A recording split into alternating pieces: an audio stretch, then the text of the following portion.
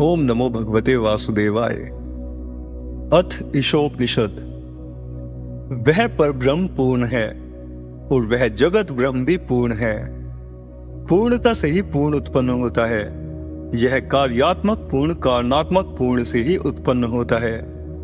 उस पूर्ण की पूर्णता को लेकर यह पूर्ण ही शेष रहता है। हमारे आदि भौतिक, आदि दैविक तथा आध्यात्मिक तापो दुखों की शांति हो। ईशोपनिषद। हे मनुष्यों, ये सब जो कुछ संसार में चराचर वस्तु है ईश्वर से ही व्याप्त है, अर्थात ईश्वर सर्वत्र व्यापक है। उसी ईश्वर के दिए हुए पदार्थों से भोग करो। किसी के भी धन का लालच मत करो, अर्थात किसी के भी धन को अन्यायपूर्वक लेने की इच्छा मत करो। इस संसार में मनुष्य वेदों में वर्णित शुभ कर्मों को करता हुआ ही 100 वर्षों तक जीने की इच्छा करे, अर्थात नित्य नैमित्तिक शुभ कर्मों का त्याग कभी न करे। इस प्रकार से निष्काम कर्म करते हुए मनुष्य में अधर्म युक्त कर्म लिप्त नहीं होते।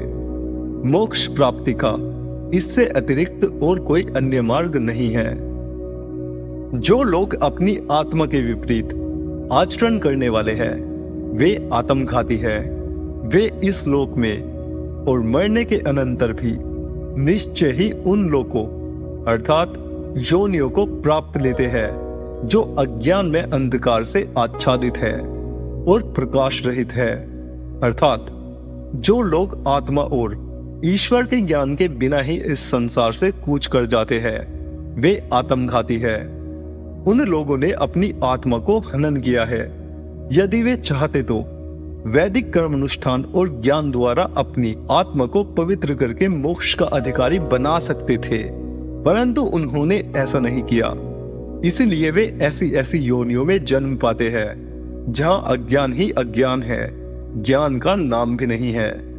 इसीलिए मनुष्य को आत्म साक्षात्कार का सदैव प्रयत्न करना चाहिए और सांसारिक विषयों से मुख मोड़कर परमात्म चिंतन में जीवन लगाना चाहिए। जो ब्रह्म सर्वत्र व्यापक है, जिसका पूर्व मंत्र में व्याख्यान किया है, वह ब्रह्म कैसा है, अब इसका व्याख्यान करते हैं। जो ब्रह्म एक अर्थात अद्वितीय और अचल एक रस है, वह मन से भी अधिक वेग वाला है। वह सब जगह पहले से ही व्याप्त है। उस ब्रह्म तक इंद्रियां नहीं पहुंचती, अर्थात इंद्रियों का विषय न होने के कारण इंद्रियां उसको नहीं जान सकती। वह ब्रह्म स्वयं ठहरा हुआ भी है, तो भी दौड़ते हुए अन्य सब पदार्थों को उल्लंघन कर जाता है, क्योंकि दौड़ने वाले हर पदार्थ से पूर्व ही वह हर स्थान पर विद्यमान रहता है। उसी के भीतर वायु मेघादि रूप में जलों को धारण करता है। फिर वह कैसा है? वह ब्रह्म गति वाला है, अर्थात प्रत्येक पदार्थ को गति देता है, परंतु स्वयं गति शून्य है। वह दूर भी है और समीप भी है। वह इस सारे संसार के अंदर है और वही इसके बाहर है। जिस तरह चुंबक पत्थर स्वयं गति न करता हुआ भी लोहे को गति दे देता है, इसी प्रकार ब्रह्म में स्वयं गति नहीं है, फिर भी संपूर्ण ब्रह्मांडों को वही गति प्रदान करता है और आत्मा में व्यापक होने से वह बहुत ही समीप है। तथापि आंख में पड़े काजल के समान वह दिखाई नहीं देता। जिस तरह दिया सलाई की अग्नि बिना घिसे प्रकट नहीं होती, इसी तरह ब्रह्म भी बिना योगाभ्यास के प्राप्त नहीं होता। ब्रह्म ज्ञान का फल क्या है? जो मनुष्य चराचर जगत को परमेश्वर में ही देखता है और संपूर्ण चराचर जगत में ही परमात्मा को देखता है, वह निंदित आचरण नहीं करता, अर्थात जो मनुष्य परमात्मा को सर्वत्र व्यापक जानता है वह उसके भय से कभी भी निंदित आचरण नहीं करता। विशेष ज्ञान संपन्न योगी की दृष्टि में जब संपूर्ण चराचर जगत परमात्मा ही हो जाता है, उस अवस्था में परमात्मा के एकत्व को देखने वाले उस योगी के लिए मोह और शोक कहाँ? अर्थात मोह और शोक के स्थान तो भौतिक पदार्थ है, जब उनसे संबंध त्याग कर मुमुक्ष केवल एक ब्रह्म को ही सर्वत्र देखता है, तब उसे मोह शोक आदि नहीं सताते। जिस ब्रह्म के ज्ञान से शोक मोहादि की निवृत्ति हो जाती है, उसके स्वरूप का अब प्रतिपादन करते हैं। वह परमात्मा सर्वत्र व्यापक है। वह सर्वशक्तिमान और शुक्र अर्थात सकल जगत का उत्पादक है। वह अकाय अर्थात स्थूल सूक्ष्म और कारण शरीर से रहित, अतएव अतृण अर्थात शारीरिक विकार रहित तथा नाड़ी और नस के बंधन से रहित है। शुद्ध अर्थात पवित्र और पापों से रहित है। सूक्ष्मदर्शी, सर्वदृष्टा और उपदेष्टा तथा मनीषी अर्थात सब जीवों की मनोवृत्तियों का ज्ञाता। परिभूः सर्वोपरि वर्तमान, स्वयंभूः अर्थात अजन्मा है।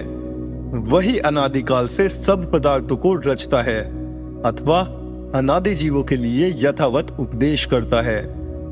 जो मनुष्य ज्ञान कांड की उपेक्षा करके केवल कर्म का सेवन करते हैं, वे गहरे अंधकार में प्रवेश करते हैं, और जो लोग कर्म की उपेक्षा करके केवल विद्यायाम अर्थात ज्ञान में ही रमण करते हैं, वे उससे भी अधिक अंधकार को प्राप्त होते हैं। इसलिए उपासक को ज्ञान पूर्वक ही कर्म करने चाहिए। वेद ज्ञान से और प्रकार के फल प्राप्ति का वर्णन करते हैं और कर्म से और प्रकार के फल प्राप्ति का वर्णन करते हैं। ऐसा हम उन ध्यानशील पुरुषों का वचन सुनते आ रहे हैं, जो हमारे लिए उन वचनों का व्याख्यान पूर्वक कथन करते रहे हैं। अब विद्या और अविद्या की साथ उपासना से ही अमृत लाभ होता है, इसका वर्णन करते हैं। जो मनुष्य विद्या को और अविद्या को अर्थात ज्ञान और कर्म दोनों को साथ साथ जानता है, वह अविद्या अर्थात कर्म कांड के अनुष्ठान से निर्बलांतःकरण वाला पुरुष मृत्यु को तरकर विद्या अर्थात यथार्थ ज्ञान से मोक्ष को प्राप्त होता है। परमेश्वर को छोड़कर जो लोग असंभूति कारण प्रकृति की उपासना करते हैं, वे गहरे अंधकार में प्रवेश करते हैं। उनसे अधिक वे अंधकार में प्रविष्ट होते हैं, जो संभूति कार्य प्रकृति अर्थात पृथ्वी आदि के विकार पाषाणादि कार्य जगत की ईश्वर भावना से उपासना करते हैं। कार्य जगत की उपासना से भिन्न फल प्राप्त होता है और जड़ कारण की उपासना से अन्य फल प्राप्त होता है। ऐसे हम धीर पुरुषों के वचन सुनते आते हैं, जो विद्वान हमारे लिए उन वचनों का व्याख्यान करते रहे हैं। जो मनुष्य कार्य रूप प्रकृति और विनाश अर्थात कारण रूप प्रकृति इन दोनों को साथ साथ जानता है, वह विनाश कारणात्मक प्रकृति के ज्ञान से मृत्यु को पार कर कार्य शरीर से ही अमृत पद को प्राप्त होता है। इसका आशय यह है कि प्राकृतिक तत्व ज्ञान के बिना आत्मा और ईश्वर का विवेक नहीं हो सकता। इसलिए जब मनुष्य प्रकृति की वास्तविकता को जान लेता है, तब जन्म मरण के बंधन से छूटकर इस शरीर से ही जीवन मुक्त दशा को प्राप्त करके ब्रह्म आनंद को प्राप्त कर लेता है। चमकीले स्वर्ण आदि के पात्र से सत्य का मुख ढका हुआ है। हे सबके पोषक परमात्मन, आप उस सत्य स्वरूप के दर्शन के लिए उस आवरण को हटा दो। इसका यह आशय है कि धन का लालच ही मनुष्य को धर्म से विमुख कर देता है। धन के लोभ में मनुष्य अधर्म की ओर प्रवृत्त होता है। ऐसी दशा में सत्य स्वरूप भगवान का दर्शन मनुष्य को कदापि नहीं हो सकता। इसलिए मंत्र में प्रार्थना की गई है कि हे परमात्मन, आप उस आवरण को हटा दे, जिससे अविनाशी प्रभु के दर्शन हो सके। यहां सत्य शब्द धर्म और ईश्वर दोनों का वाचक है।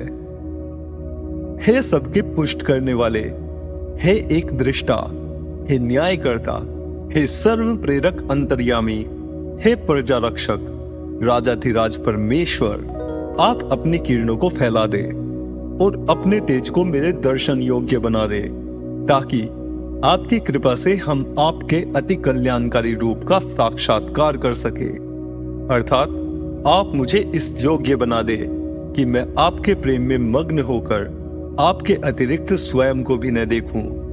अब देहावसान समय में मनुष्य को क्या कर्तव्य है वह कहते हैं। अनेक शरीरों में आने जाने वाला जीव अमृत है, मरण रहित अर्थात नित्य है, परंतु यह शरीर केवल भस्म पर्यंत है। इसलिए अंत समय में हे क्रतो, हे जीव, ओम स्मर, ओम का स्मरण कर, बल प्राप्ति के लिए परमात्मा का स्मरण कर। कृतम स्मर अर्थात अपने किए हुए कर्मों का स्मरण कर। हे अग्नि प्रकाश स्वरूप, हे देव, दिव्य गुण संपन्न परमात्मन, आप हमारे संपूर्ण कर्मों के जानने वाले हैं। इसलिए ऐश्वर्य की प्राप्ति के लिए हमको अच्छे मार्ग से चलाइए और हमको विपरीत मार्ग पर चलने रूप पाप से दूर कर दीजिए। हम आपको बारंबार नमस्कार करते हैं।